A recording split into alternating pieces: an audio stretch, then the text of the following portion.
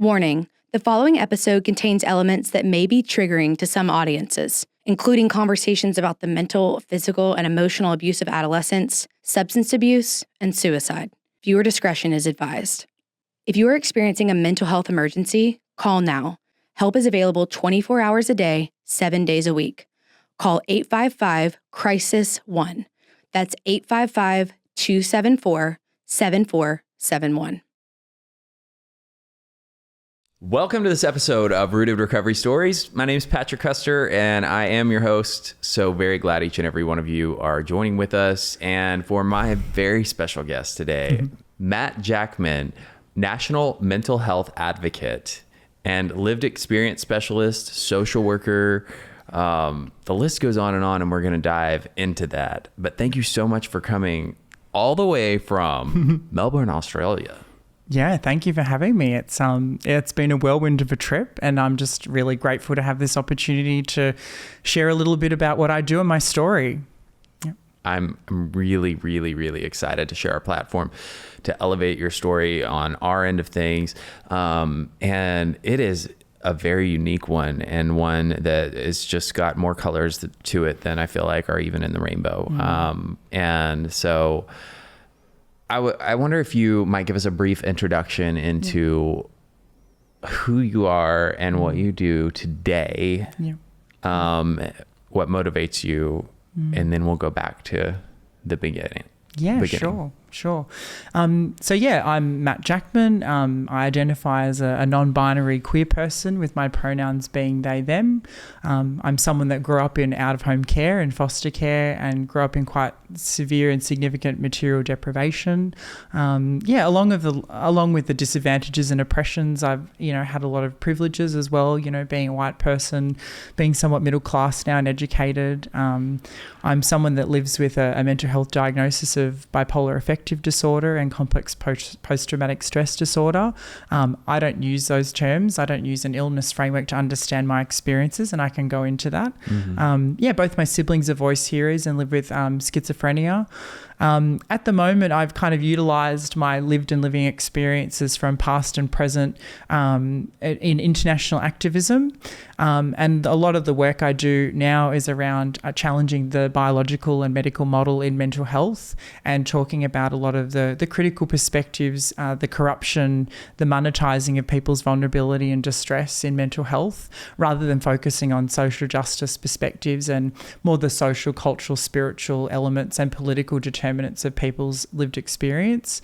I'm a consultant to the World Health Organization, and I'm currently writing an article for them on queerness and madness and the call to action for structural justice as a means to responding to an over-medicalisation of queer folk, and a need for a social justice approach to addressing our issues in our community. I also am the founder of my own organisation, TACFLE, the Australian Centre for Lived Experience, which is a Mad Pride collective. Again, we can go into the term mad and what that means. It's an organisation that's open to people that have alternative ways of understanding their mental health experiences outside that diagnostic or medical or label lens. We do everything from education and research to helping to run Mad Pride activities and events, such as comedy shows or the arts. We also do a lot of work in international advocacy as well. I'm also an academic, so I teach within social work and am a trained social worker, as well as a trained peer specialist. And I did that training here in Los Angeles. And now I teach in MAD studies and research and lived experience research. So I'm sort of across, freelance advocacy and activism, work for a number of international organizations in mental health activism, and being an academic, that also pays the bills as well. Heck yeah. Yep. Lovely. So you don't get into that. Most people, I would say, wouldn't get into that without having a bit of experience of their own. Yep. And we talked about having, coming from lived experience approach. So what was that for you? Yeah. Well, it all starts back really intergenerationally. Yes. So for a lot of people, doesn't it? It's such a, you can draw the lineage between, where these issues kind of manifested themselves. And for me, it was really, it probably started further back than my nan or my grandmother. But I think she didn't want to have children and felt very compelled to have children back in the kind of late 60s, early 70s, and kind of told my mum that she didn't want to have children, and had a very turbulent relationship with my mum. And a lot of her mental health issues weren't really talked about. She would send the kids away, for school holidays to let, Nan have a break. And then that kind of really embedded a lot of issues for my mum around attachment and grief and loss and trauma.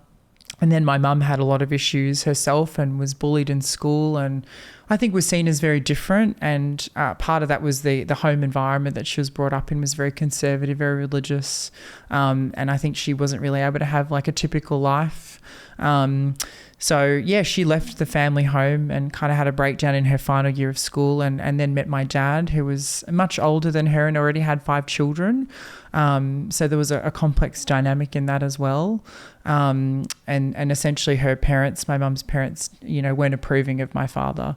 So that kind of extrapolated the mental health issues for her, because she was essentially abandoned by her parents. And my dad was from a different class, and, she was from more of a middle upper class. So there were a lot of those issues. And, she sort of had a very severe postnatal depression after my brother and sister, and then had psychosis, and unfortunately took her own life when I was 9 years old and in foster care. And I was in foster care because she had disclosed many times that she wanted to take her life with us, myself and my younger brother and sister. Oh, wow. So, and my dad wasn't a great father. So it was a lot of, alcohol issues at times, domestic and family violence, poverty, the stress of poverty as well. Yeah. We bounced around a bit. As a child, do you remember the early messages? What were the early messages you remember thinking about your mom? You know what I mean? Like before you went into the foster system, when she would say things like that, did you internalize that message? Were you scared? What went through your head? Yeah, that's a great question. I've thought a bit more about this recently, because trauma prunes your memory. Like, that's part of the beauty and survival of trauma, is that the body's smart. It protects itself. And a lot of my memories were suppressed for such a long time just because of what was going on. It was so confusing for me. I was very scared of my mum, particularly around, I've thought a bit more about this recently, but my experiences of her hearing things and talking to herself, particularly alone when she had divorced my father in the final few years of her life, was really confronting as like a 7-8-year-old to kind of be witness to your mum, struggling and crying and screaming and talking to herself. It's not something I've talked a lot about, but I do have some memories of just being really confused and scared, to the point where she kicked my father out one night, threw out all his clothes on the nature strip, and he drove to his friend's house. And I was so scared of her that I snuck in my dad's car, and he didn't find out I was there until he got to his friend's house where he was staying. Wow. So that memory always tells me that I obviously felt, even though my dad was a perpetrator of violence at that time, I actually felt more comfortable and safe with him, probably just due to the stability and safety, than I did my own mum. And that kind of breaks my heart a little, because I know that she felt very guilty about not being able to attend to our needs. And there were I reread all my child protection case notes a few years back, and she wouldn't bring things like, certain toys that I'd asked for to a family visit where we'd been removed, and I'd get really angry and not speak to her. So I think I have a lot of guilt around her being really unpredictable. And I think they're the messages. I don't remember anything that she said per se, but the memories are so deep that they're emotional. And they're a feeling. The memory's a feeling. And that's, I think, where my complex trauma comes from. It's an emotional memory, that kind of sense of what happened rather than a word or a sentence. Absolutely. Yeah. So the fact that you had all of those feelings and that premonition, and I mean, she was quite literally saying what she was going to do. Yep. And then she did it. Minus, taking you and your siblings with you. When it happened, where did you go mentally and emotionally? I think it was relief. I was relieved, which seems like a strange thing to say, but I think I was a very savvy 9-year-old. I was essentially a parentified child. I helped look after my brother and sister. I was very protective of them. And in some ways, I think because I didn't feel very comfortable and safe around them. But I think I knew for a long time that she wanted to end her life. The last time I saw her was in a psychiatric hospital, and I could tell that she was saying goodbye. She gave me a birthday card. So she suicided in sort of early September, and my birthday is July 31st. She gave me a birthday card, say in mid-August when I saw her in the hospital. And it was kind of like the kind of wording was essentially saying goodbye as this being the last birthday that we're going to have. And I think when I was told I was in foster care, we were kept back from school, from elementary school, primary school, and I could sense something was off because our social worker would drive us to school for 1 hour each way just because they was the only foster placement they could find for all three of us. And being held back from school was very rare. And, they shut the doors and gave us some paper plates and feathers to play with. And I thought, this is very odd. Like, what are they doing? They shut the doors. They went and spoke to our foster carers. My next recollection is just, again, it's not a memory in terms of languaging, but a memory that's emotional. It was just, I just remember crying and then it's a blackout, you know? So I think, at the time, I think it was relief because I knew how badly she wanted to die. And even her, like people that worked with her, like her family services or parenting support worker said they were shocked that she lived for so long, because she had such chronic suicidality, like daily for 6-7 years. And she'd been abandoned by her parents and had an abusive partner. She had no one. She literally had no one. She was left, and she was 28 at the time. So she never really got to have a life. Samantha never really got to have a life for her own. She went back to study, but she had 3 kids. Like, how is she supposed to get by to do that? Yeah. So I think I was relieved for her, and relieved for me that I didn't have to worry about this kind of toing and froing between, our parents and foster care. And so it's a strange thing to say, but I think that's how that was your reality. And thank you for sharing that. That's not unboxing trauma again that you've, is not easy. So I appreciate you bringing your vulnerability there. So in a step further, vulnerability, like what, just because all of that happens, it doesn't necessarily mean it gets better. Right. So moving forward, what played out mentally and emotionally for you from that point forward? Yeah, well, I think it's had a long-standing impact on my attachment, the way I relate to people. I mean, I struggle to trust people. My default is to not trust people, actually. People need to prove themselves. And I'm quite, at times, stoic and defensive and kind of suspicious of people and their intentions. I think people talk about trauma survivors being like good bullshit radars, and you can suss someone out pretty easily, pretty quickly, because you've just gone through stuff yourself. But unfortunately, Dad had a few partners that were violent alcoholics. Dad had very little money and tended to find women whom, came from fairly middle upper class backgrounds, but had a lot of emotional stuff going on for them. And I think he was trying to find some material security for us and a family, but unfortunately they were really and physically abusive as well. So, as if we didn't need anything more. We were in foster care for a year after Mum passed away due to allegations of him, sexually abusing my sister, because my mum's parents wanted. They blamed our father for her death, and they didn't want him to gain access of us. So they did anything and said anything so that he wouldn't gain access, even though they wouldn't look after us themselves. And they were young. They were like, my mum was 19 when she had me, so they were in their late 40s at this time. A year after that, Dad meets another partner, and she's extremely violent. To the point of, smothering me with a pillow, throwing our family photos to the ground, pushing my brother, me getting in, like trying to stop those sorts of fights. I suppressed a lot of this for a long time, but as I've sort of healed or moved forward with, I don't know, I'm not sure I even believe in healing because the wounds are always there in some regard, but just moving forward with life in recovery, I've started to remember and recollect more as I've just gotten older. Yeah, so that was unfortunate. And then I was dealing with my sexuality and kind of gender dysphoria as well. I didn't uncover that until a bit later, but I was a very anxious child because of what had gone on.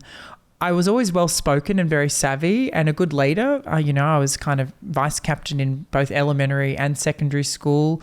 I was house captain in high school, but I was always very popular but never had close friends. Yeah, and I think that's against that complex trauma thing where I'm like, I'm good with the performance, I'm good with the show, I'm good at bringing people together, but I find it difficult to relate on a really deep level to people just because I just don't. I think there's something emotionally in me that just won't allow people in and maybe even allow myself in.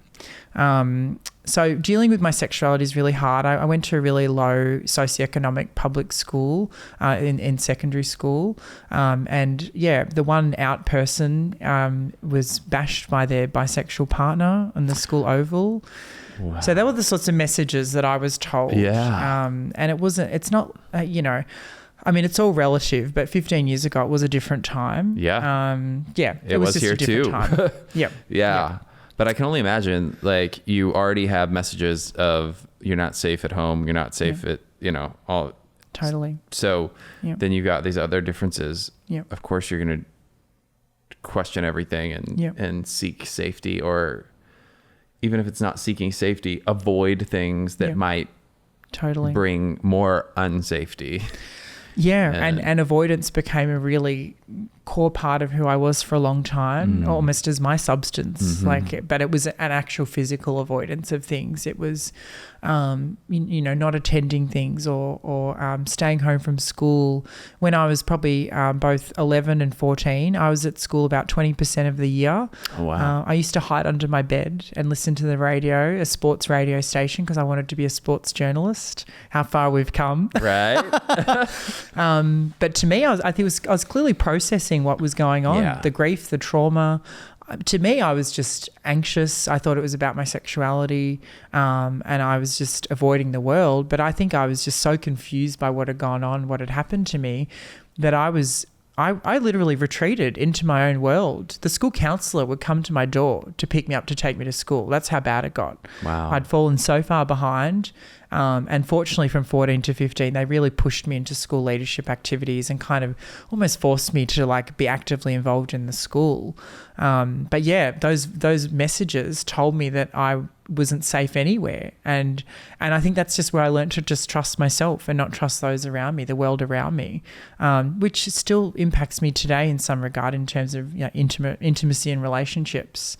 But it was really challenging. My dad said that homosexuality was a disease when I was 15. So again, these messages, him also being a perpetrator of violence, but me also reconciling the relationship and him looking after us, all these complex relationships that are both like, you're a savior, but you're also our abuser. It was just really hard for me to make sense of what a healthy relationship even looked like, Yeah. So, I think, I always ask this question,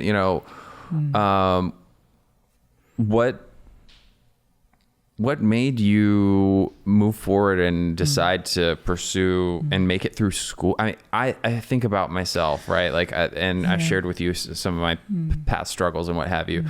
I can't imagine having the lived experience that you do from those ages and being able to adjust to life and can pursue a college and or university, and do the things that you've done. Where did you draw your tenacity, drive, passion from, and kind of what is the story there. Yeah, well, I think there's something in lived experience being a superpower when you kind of unlock the potential. Maybe it's the overcoming, maybe it's the post-traumatic growth. I mean, there's also a meaning, a spirituality around recovery too, and in finding oneself and overcoming. They're at least the stories that I tell myself, and I do believe that my experiences have made me who I am, and that in some ways trauma has socially engineered me into leadership, because I had to lead to protect my siblings. I had to lead to protect myself. I was put in positions where it was survival. It was make or break. It was either die or live, at times. So, in many ways, that just, I think, pushed me into leadership capacity and a self-belief, I think, as well, in wanting something better. I think my mum's family as well came from a different class, and I think I always had that in the background, that life could look different. It could look better. There was hope, like it's hope. And I always, even though I went to a really poor school where not many of us went to college, university, maybe 30, 40%, I always wanted to go. I wanted a better life, and I got in. I almost had another breakdown in my final year of school, just like my mum, kind of these synchronous cycles. Yeah. I didn't do well in my final exams, and I got one of the lowest scores to get into university, but I got in. And I did like a food science degree. But I was so debilitated with anxiety due to my own mental health struggles, that I found it hard to make friends. I was still in the closet. I was still avoiding depth and relationships with people. So, when it got to the time of college, I would try to avoid parties and just avoid situations where I'd have to talk about like intimacy or love or sex or anything that involved any depth, any real depth. And I was so ashamed of my upbringing. I didn't talk about any of this up until I really started moving into social work and in my career, my employment career. So a lot of my journey has been about finding pride in things that have shamed me and things that have kept me, avoiding, and things that have helped me to engage and connect with my experience, and with my journey, but also with other people. That's been such an important theme and narrative in my life. I flunked a few subjects. I failed 3 subjects and got a high distinction in the 4th. I did a Matt Jackman, as I like to say.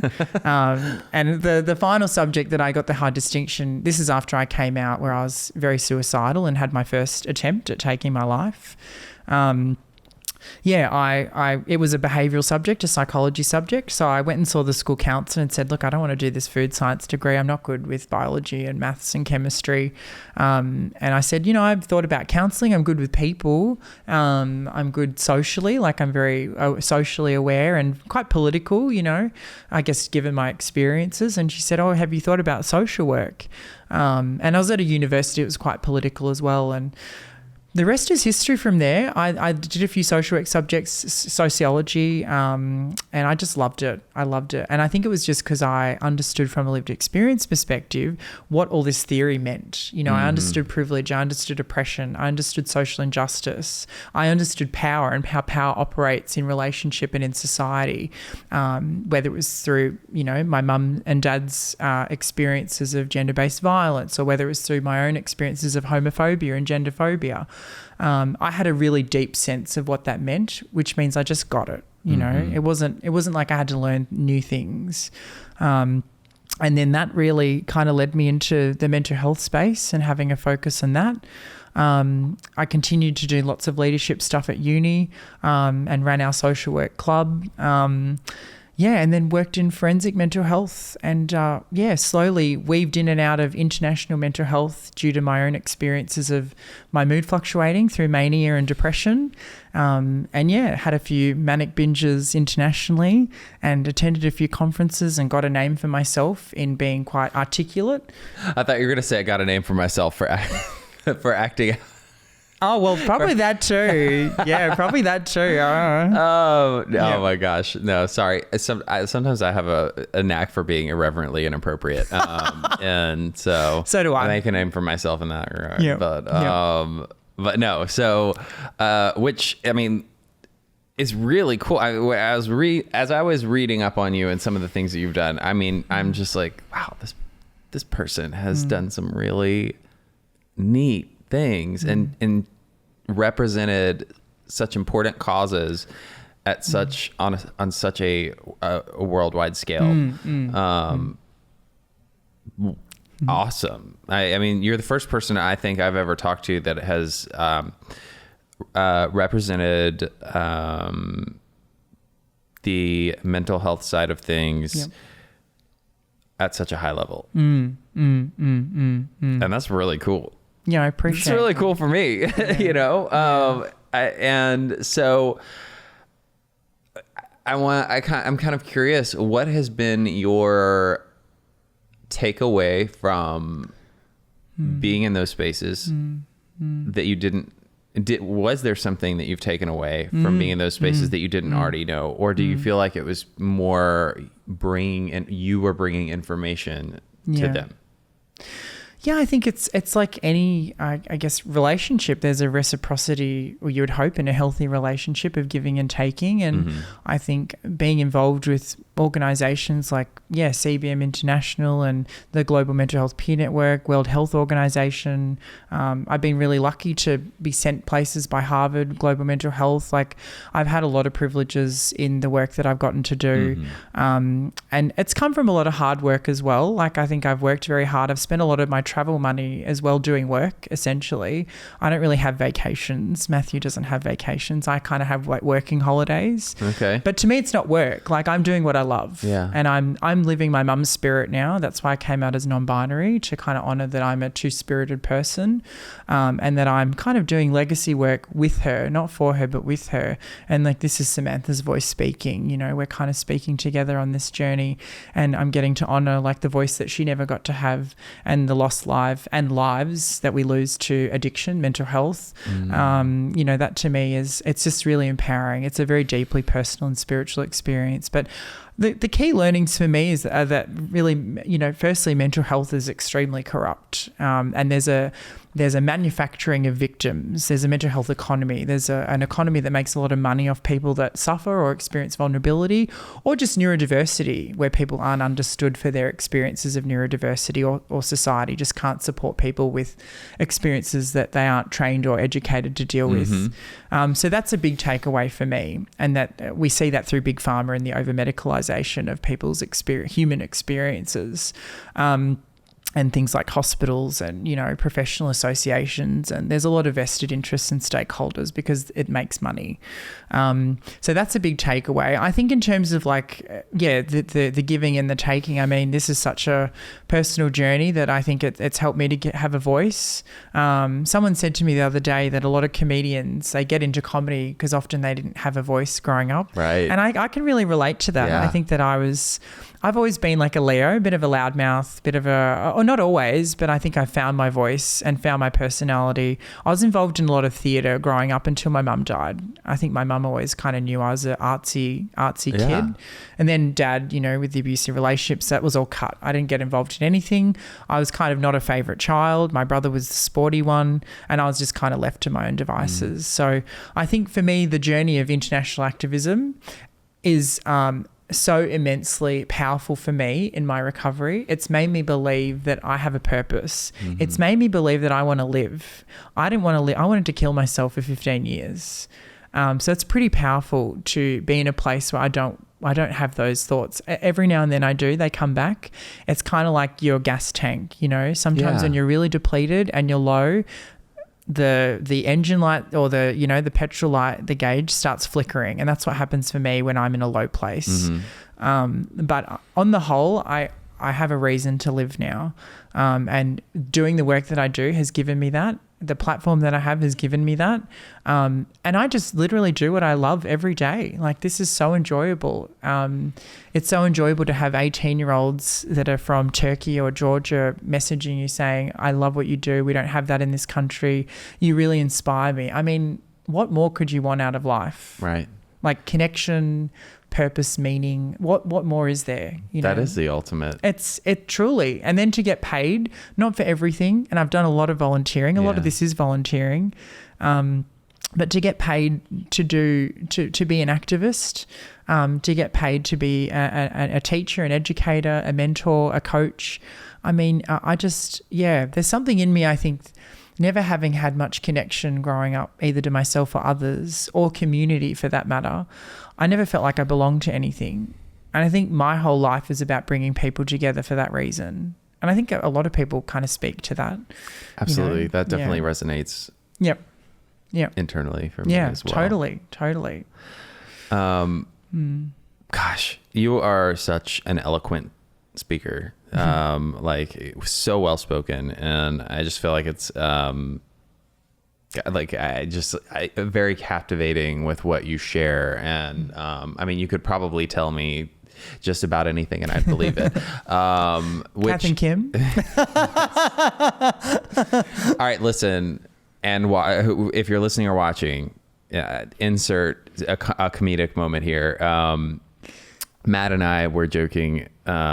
Actually, I was being quite serious about how much I love this show from Australia called Kath and Kim. If you have not watched it, or if not heard of it, I'm just saying it has significantly improved the quality of my life over the past year. It is one of the funniest comedies I've ever seen. You can catch it on Netflix right now, as of now anyway. Oh my gosh, I don't know. Do you have a favorite Kath and Kim episode or moment or line? I think it's just like, Kimmy, look at me. That's definitely the one-liner I think that everyone loves to repeat. Absolutely. Yeah. But comedy, humor, isn't that an important part of recovery? Like getting to have a laugh. The world can be so intense that, for me, I don't know if that resonates with you, but just, getting to like live life in a lighter way and just releasing your body has been so therapeutic for me. And I think because of all my trauma, like I'm just a naturally funny person. I've had to make light of some fucking darkness. Yeah. You know what I mean? Like if you don't, what's the term? Like if you don't laugh, you cry. Yeah. Yeah. Well, and I love that you just went right there, because I'd like to point out something that I think is an important distinction. I think many comedians use comedy to cover up and not feel. You just use the terminology. It's an outlet to release. Yep. And those are two very different things. Totally. And I've always wondered about that. I've interviewed a few comedians on this show thus far, but none of them have necessarily been like had the history of when I think about some of the comedians that have lost their life to suicide or don't necessarily have that dark past. And so I'm glad we're talking about that today. And I mean, I'm literally processing this in real time. And so I'm just so grateful for the terminology you just used, because that's enlightening to me. And I'm sure hopefully it's, it's somebody, because I think there are two very distinct differences there. Yeah. And it's not to say that I'm perfect and do it well all the time. Like I also have used comedy as a means to block and to avoid, as a coping mechanism, as a tool for recovery in an unhealthy way. But I think it's about finding the balance and understanding the intention of where you're going with that humor. Just being self-aware and like, what's the purpose of this right now? Even like dating, I've kept people away by being funny and not being my real self. So there's definitely times where it hasn't always been perfect for me. But I'm learning to find the light in it and just owning it, like owning being the eccentric person that I am. Like I'm like wacky. I love that. And I think that we all need to be a little just ourselves, try and get out of the socialized roles that we are. And I think humor is just a big part of that. Yeah. Absolutely. You used a term that as an American, I've heard this growing up,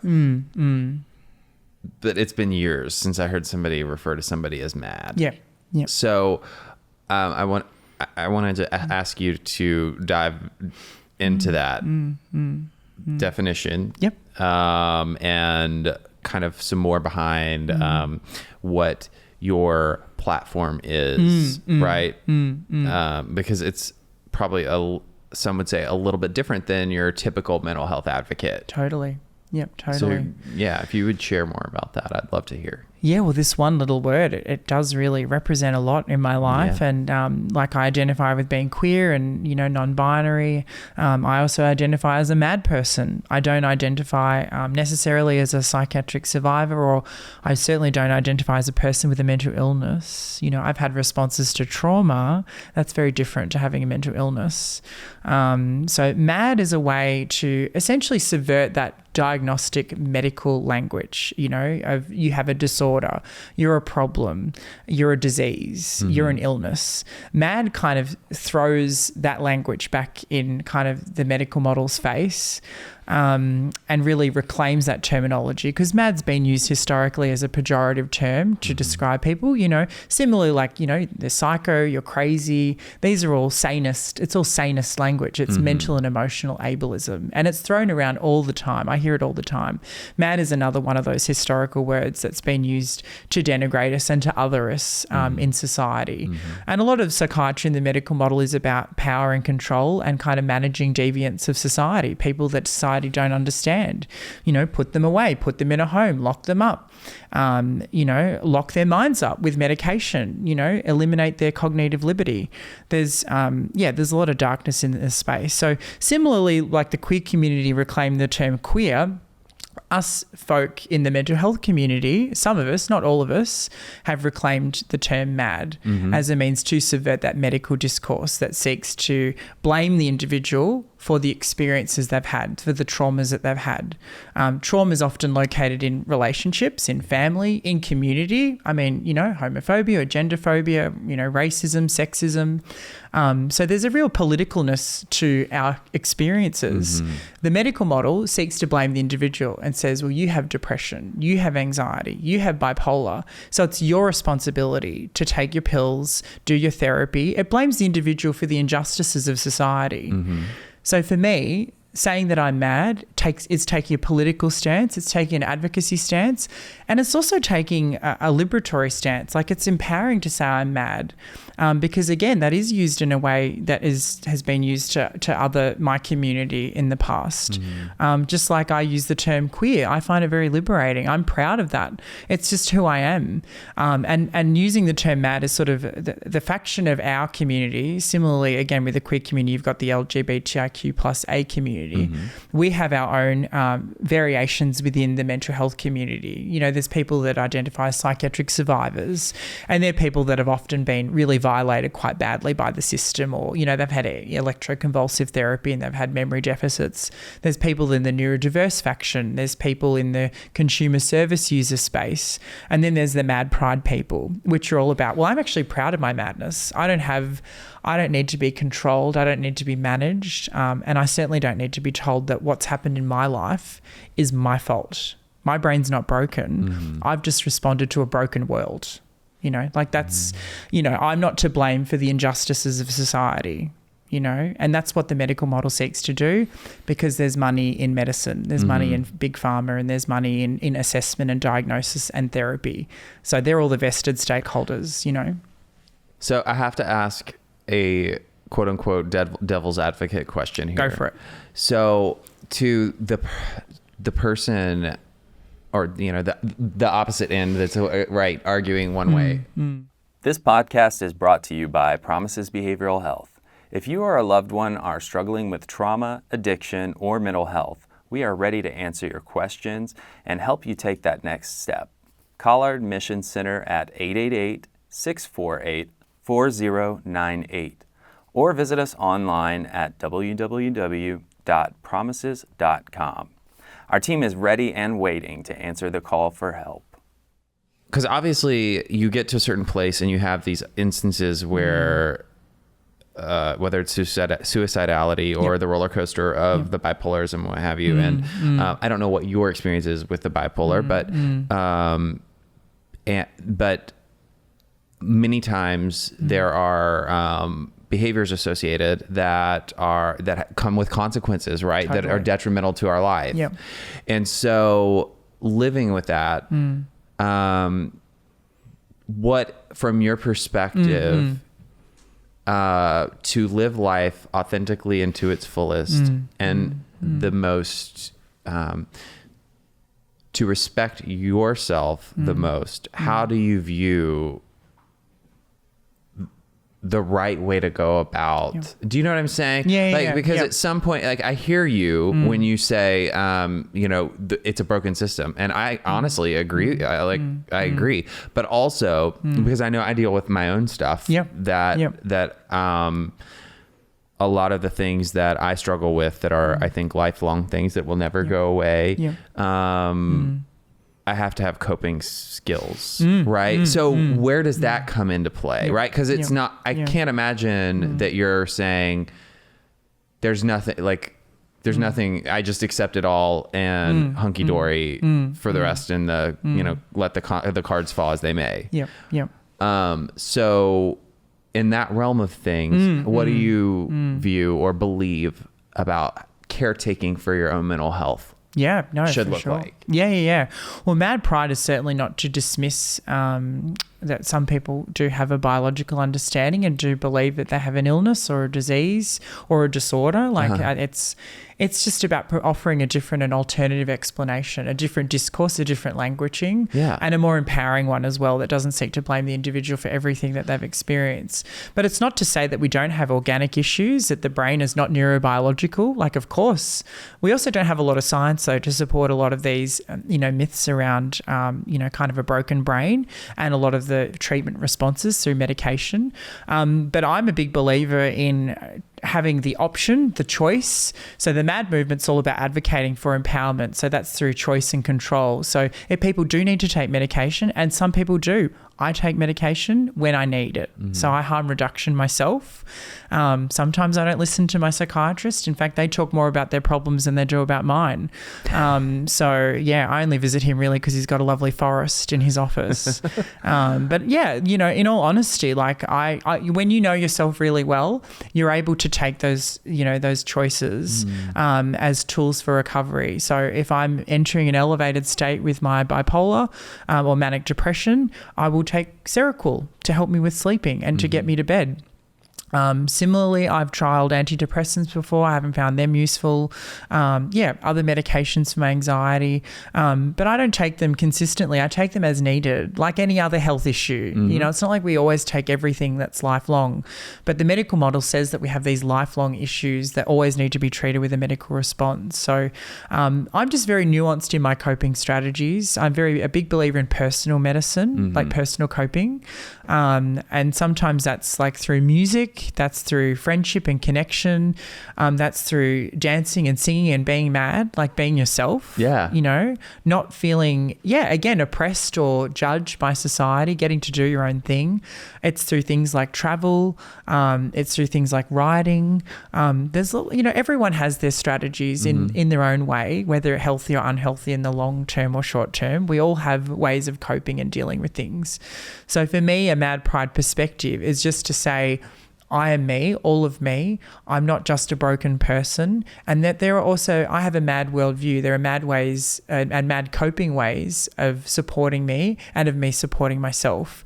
And that just means that there's more than just medication and therapy. And there's other cultural and spiritual practices as well, and political practices. So a mad perspective in my recovery is taking an activist stance. That's empowering. That's helping me in my journey to avoid lapsing into suicide, depression, mania. If I'm feeling more in control of myself, if I'm feeling more in control of my world and my sense of safety, that's a trauma-informed response. Being an advocate is like a trauma-informed intervention. Absolutely. I don't need therapy for that. Like, I need to feel like I can reclaim back the power that's been violated in my life. Sure.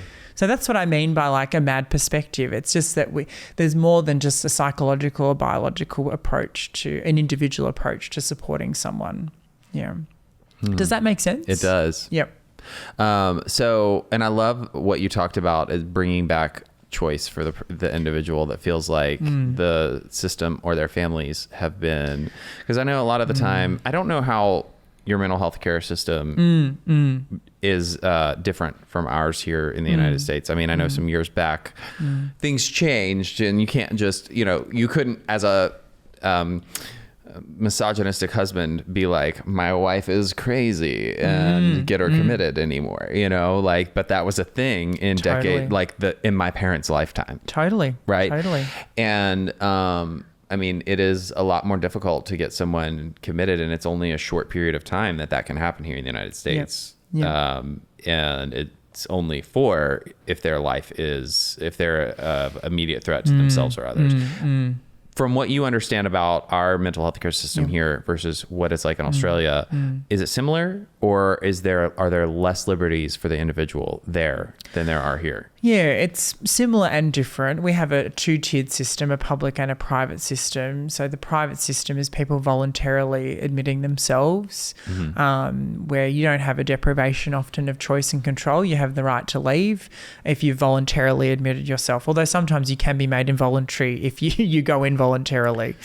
Our public system is more similar to the American system, where you can be involuntarily detained and have those liberties removed, have those choices and those controls removed, and it's a very disempowering experience. And people, that are often in distress talk about a lot of the trauma, which we call like iatrogenic. It just means trauma of the system.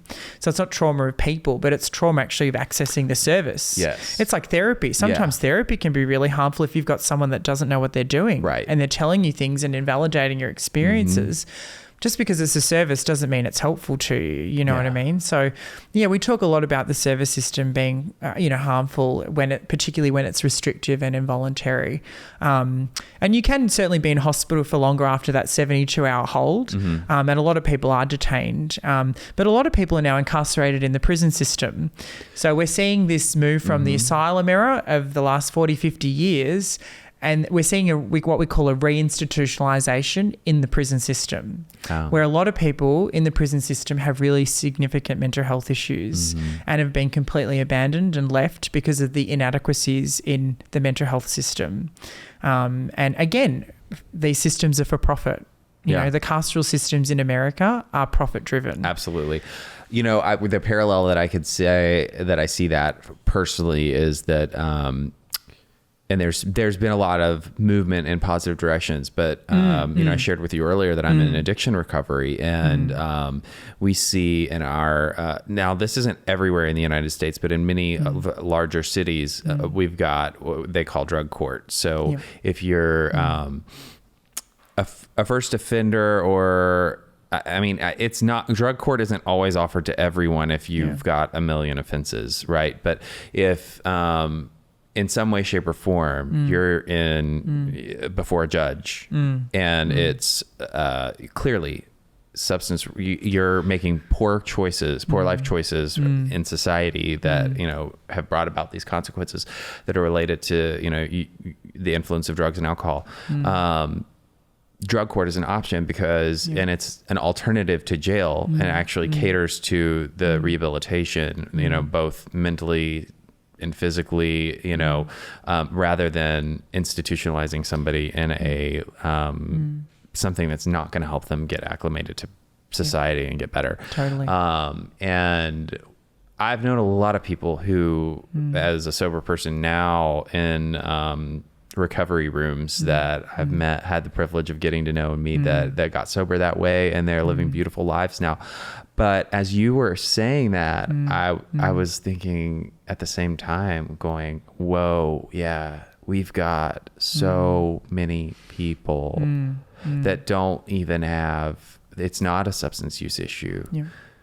Our prison systems are overrun here, and they're, it's weird how they're set up, because they're like I think most of them are private, but subsidized, but I don't really, it's weird. It's very odd. And it's a huge moneymaker. And very corrupt. I think that you'd be hard pressed to find people that would argue otherwise here. Yeah. other than people that are benefiting from it. Yeah. Well, it's the same with the private psychiatric system. You know, like we have a saying back home where in the private system, they can't wait to keep you for as long as they can because they're getting $1,200 insurance a night. In the public system, they can't wait to get rid of you because there's so little funding in the public system that you are in and out. You know, so it's even hard to sometimes get, in your words, you know, admitted to a hospital. Yeah. So it's like there's this real disjoint even back home in that. And and as an alternative, like you're talking about recovery rooms, like our alternatives for like drug court in the mental health space, recovery space, are like lived experience run services. So like a peer respite. I don't know if you've heard of peer respite. I think it exists a bit more in the drug and alcohol space actually, like peer run, you know, self-help stuff. Yes. But that's what we want. We don't want to be driven by the medical model, which is really just seeking to monetize our experiences. Well, so I was doing some research to educate myself further this year in preparation for National Mental Health. We celebrate Mental Health Awareness Month in May. I don't know if that's when everybody else does, but we first recognized that in, oh God, it was either 1959 or 1961, I think. And I don't know what brought about that specific time. You know, it was coming off the heels of a lot of trauma from war and different things. But you know, we had the institutions that we talked about, and the coming out of that was brought about by people like Judy Chamberlain, and some of the other people such as yourself that you're talking about, like advocated and they were activists because of their lived experience being through the system. Totally.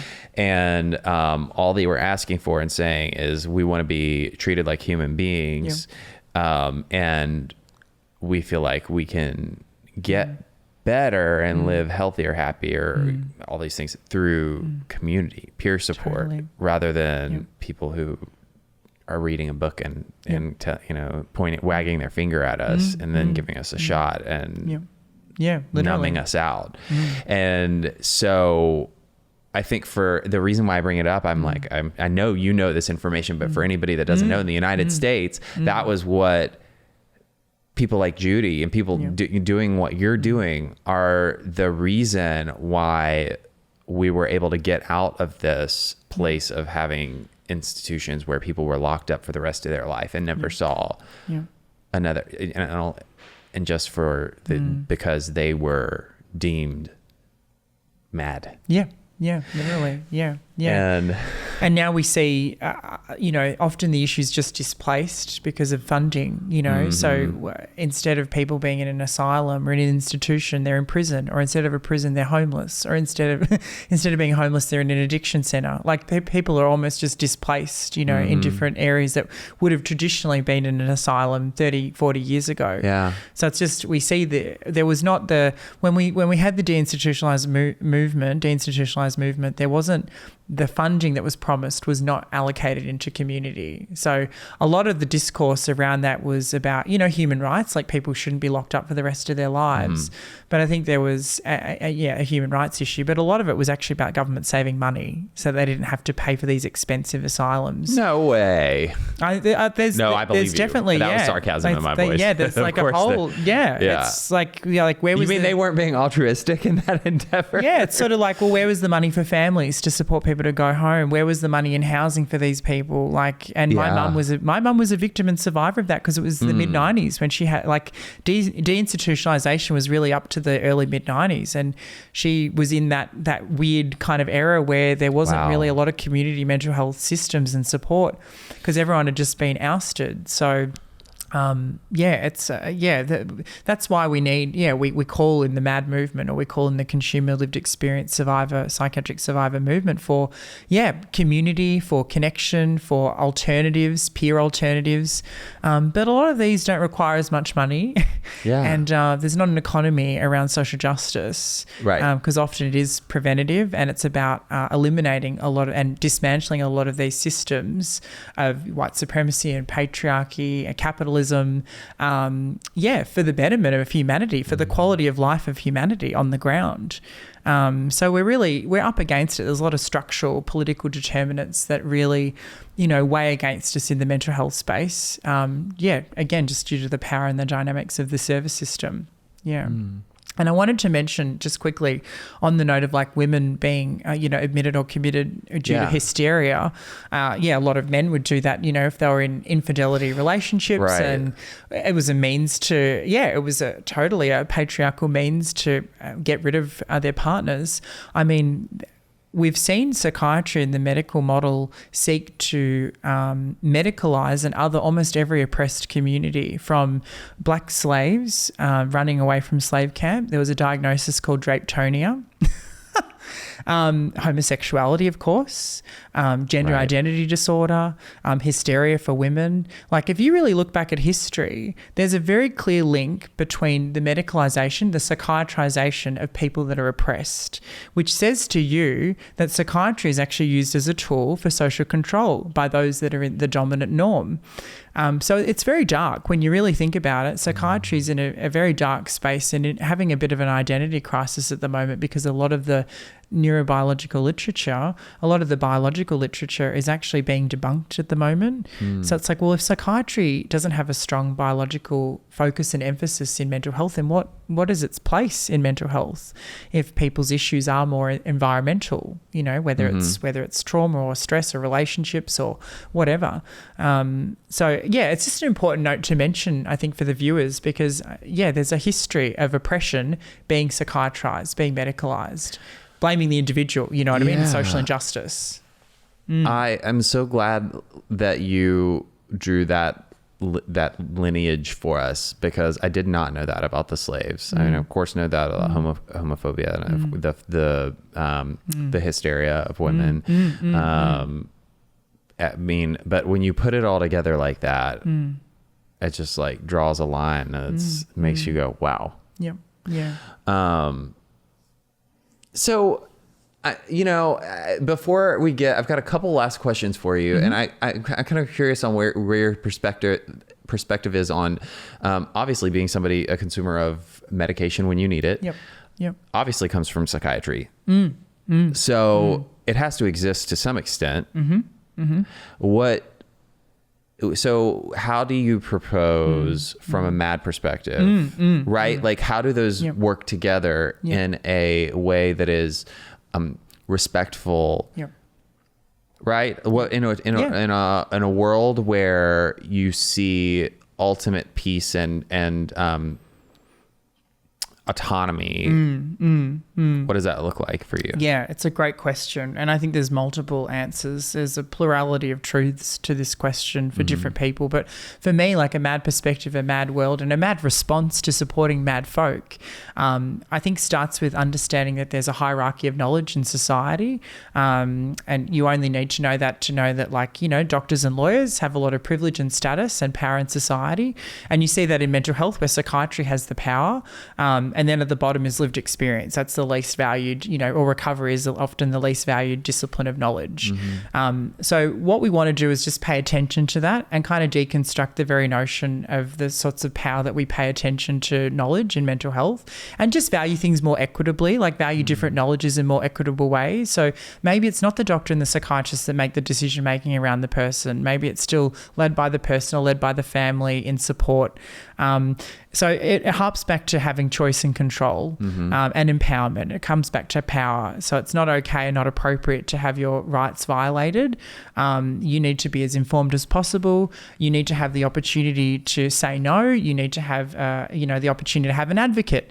You need the opportunity to harm reduction yourself if you choose to do that, and have the education and literacy. None of us get that. Psychiatrists don't tell you how to harm reduction off psych meds. Right. They kill people 20 years younger. Like, these are facts. Like, psych meds, particularly antipsychotics, people that live with people that live on taking antipsychotics die 20 years younger. Wow. Like, it's pretty serious. Yet we're told that we have these diagnoses and these diseases and disorders where we need medication for life. People that have come out of that, I mean, I just met all these people at MAD Camp, a lot of people that aren't taking medication anymore, but were told by psychiatrists that they would have this for life and would need to take these pills for life. It's just blatant disregard. It's completely unethical. So for me, it's just having options. Yeah. It's to say that, yes, we don't actually have all the answers, but yes, we do need to take medication at times to help manage whatever's going on inside of us.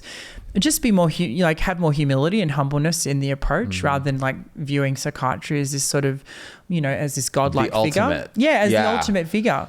And acknowledging like the trauma underlying a lot of our experiences. Like maybe the responses need to be in like a particular therapy or a somatic experience, or maybe we just need like a community and family that's not like distressed and constantly triggering. Like there's so many other responses.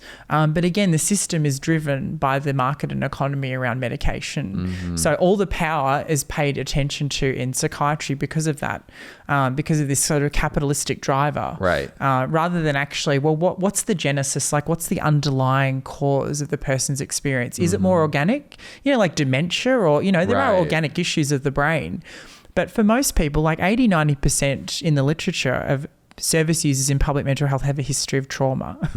So what does that say? Yeah. You know what I mean? Like what is that telling you? That these diagnoses, these diseases, they're not a disease. They're the body and the mind and the soul's way to cope. That's right. They're a response. They're a survivalistic response, whether it's dissociation and detachment through psychosis. For me, all of that trauma I grew up with, like, of course my mood fluctuates. Yeah. I'm in a constant state of hypervigilance. Yep. I'm not diseased, you know what I mean? But that's the discourse, that's the language that I've been sold. So the MAD perspective is just it's about offering alternatives and paying attention to the power of the different disciplines, whether it's a more cultural perspective, a more spiritual perspective. A lot of us in the MAD movement have a spiritual perspective to our experiences, and people talk about psychosis being like a spiritual crisis. Or suicide being a spiritual crisis or an existential crisis of like, why am I here? Why am I living? Again, not a disease, not an illness for some people. So yeah, it's just about having choice control, peer alternatives, options, and an acknowledgement that medication is okay as long as you have the rights and the choices to manage that, control that, and have the information to and harm reduce yourself. Yeah, Absolutely. Does that make sense? 100%. Yeah. So it's not anti-psychiatry. You do such a great job of explaining all of this, by the way. So, I mean, this has been really enlightening for me. And just like you've turned, I'm going to repeat myself, but you've turned the lights on for me in a way that I, am seeing things from a different perspective than I've been able to see them before. So for that, I'm so grateful. Thank you. I appreciate that. Absolutely. Yeah. A lot of moving parts in this space. A lot of moving parts. Absolutely. I hope this has been provoking for those of you who are listening or watching today. Because it has been for me too, especially because I come from the mental health field where, but I'm also, and I think so many people who work in this field want to find new ways. I don't think, we've got to evolve. Yeah. We've got to evolve. Yeah. At the end of the day, I would love to see, I mean, I hate to say this, but like, I would love to see in an idealistic world, I'd love to see us out of business and that, you know what I mean? And that there wouldn't be a need for it, but that's never going to happen. There's going to be some bit of need, but I love that you talked about autonomy and choice. Yep. And that's the big thing that I took away from this is that like the dignity, autonomy, and choice is something that everybody has the right to. Totally. And, I just love that. So for that person or those people that have just like you've really spoken to today, and they've identified, and I just want to ask, I always love to ask this last question. Yeah. What would be your like leaving word of encouragement for them? That, they're like, this is making sense for me. And I felt like I am part of stuck in that cycle or that problem. Yeah. Yeah. How can they pursue making a change via the avenues that you have? Yeah. Well, on a personal level, I'd say find your people, find your tribe, find those that are going to support, acknowledge, validate you, help you to build trust and safety to support you in your own decisions around your journey, your recovery. I'd say get connected to the broader MAD movement, the consumer, survivor, ex-patient, neurodiverse movement, because in that space, you'll have alternatives to understanding your experiences from social, cultural, spiritual, structural, political understanding. So it will move away from just being sold the psychological and medical discourse and understanding of your experience. So, MAD studies is a great field to dip into and read about. Getting involved in the Mad Pride space, I think, is another wonderful way of connecting with alternative explanations to our experience and understanding as well the social justice and politics of our experience too. That you're not a walking deficit, you're not a walking problem, you're not a disease, you're not an illness, you're not a disorder. You are responses to the world. And at least having a more balanced perspective in that, I think is probably my parting words. And find people that believe in you and I guess do your best to build relationships, because at the end of the day I think life is all about, we were saying before, hope, connection, meaning, recovery. It's about recovery, and that's deeply spiritual, deeply philosophical and existential. So Absolutely. Thank you so much. Thank you for having me. Matt Jackman. This has been so wonderful. And with that, I will close out how I always do and remind each and every one of you that it is never too late to start loving yourself, and you're only ever one decision away from a completely different life. Yeah. This podcast is brought to you by Promises Behavioral Health. If you or a loved one are struggling with trauma, addiction, or mental health, we are ready to answer your questions and help you take that next step. Call our admission center at 888-648-4098 or visit us online at www.promises.com. Our team is ready and waiting to answer the call for help.